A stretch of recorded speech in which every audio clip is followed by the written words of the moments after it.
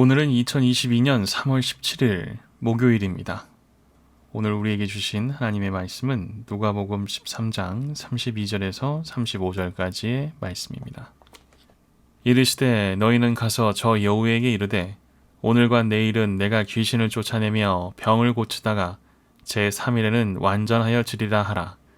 그러나 오늘과 내일과 모레는 내가 갈 길을 가야 하리니 선지자가 예루살렘 밖에서는 죽는 법이 없느니라. 예루살렘아 예루살렘아 선지자들을 죽이고 내게 파송된 자들을 돌로 치는 자여, 암탉이 제 새끼를 날개 아래에 모음같이 내가 너희의 자녀를 모으려 한 일이 몇 번이냐. 그러나 너희가 원하지 아니하였도다.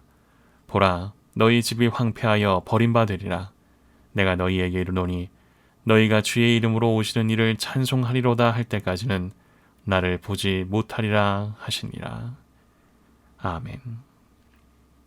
나의 계획표가 하나님의 시간표가 되어 우리는 크든 작든 계획을 세워 살아갑니다. 하루의 계획부터 일주일, 한 달, 1년, 더 나아가 평생을 구상하기도 합니다. 그런데 구상한 대로 계획이 다 이루어지는 것은 아닙니다. 살다 보면 여러 장애물들을 만나게 되기 때문입니다.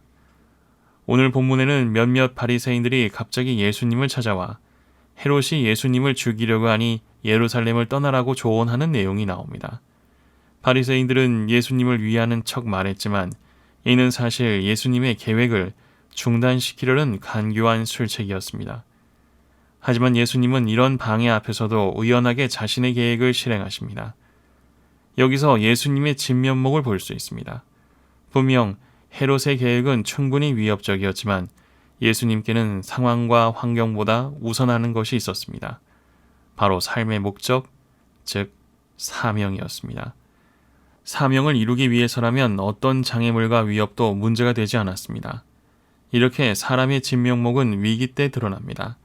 위기를 만나면 어떤 사람은 숨고 어떤 이는 도망가며 쉽게 타협해버리기도 합니다. 그러나 믿음의 사람은 위기 때 하나님을 찾고 자신의 사명에 더욱 집중합니다. 그렇다면 예수님은 어떻게 위기 앞에서도 의연하게 사명의 길을 갈 수 있었을까요? 인생 계획표를 잘 수립했기 때문입니다. 그러나 오늘도 내일도 그 다음 날도 나는 내 길을 가야 하겠다. 예언자가 예루살렘이 아닌 다른 곳에서는 죽을 수 없기 때문이다. 새번역 버전으로 33절을 읽어드렸습니다.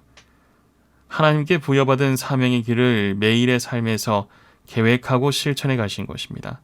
그렇게 예수님은 마지막 십자가의 길까지 가셨고 결국 인생 계획을 완성하셨습니다. 우리는 위기 앞에서 인생을 바꾸려고 합니다. 삶의 방향을 바꾸거나 환경과 조건을 바꾸려고 합니다. 하지만 그렇게 해서 인생이 바뀌지 않습니다. 오히려 인생에서 사명을 찾고 사명을 이루는 것이 바른 인생길입니다. 위기를 극복하는 힘은 사명에 있기 때문입니다. 예수님처럼 위기의 상황에서 나의 계획표를 하나님의 시간표로 만들어가는 사명의 인생이 됩시다.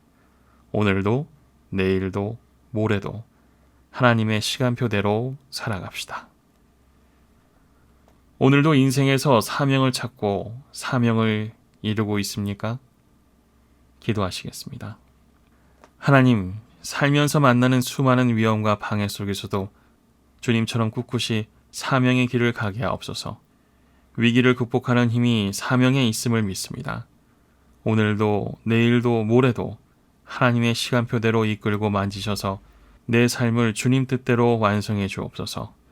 예수님의 이름으로 기도합니다. 아멘.